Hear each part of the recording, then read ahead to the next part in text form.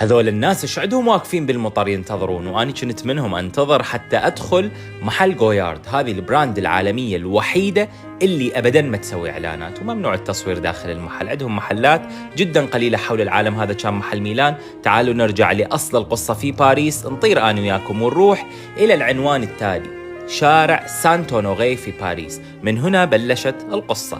طبعاً غويارد بلش بال1792 كمحل يصنع جنط السفر للأثرياء، وبال1853 رسمياً صار اسمه غويارد. اسم غويارد وهذا العنوان مطبوع على التصميم الأساسي لبراند غويارد، وهذه النقاط اللي نشوفها على شكل حرف واي تمثل مجموعة جذوع أشجار، لأنه عائلة غويارد كانت تشتغل في مجال تقطيع الأخشاب وبيعها. خلوني أصور ل3 ثواني فقط. اشتريت منهم شغلة ورجعت للفندق والمطر مستمر.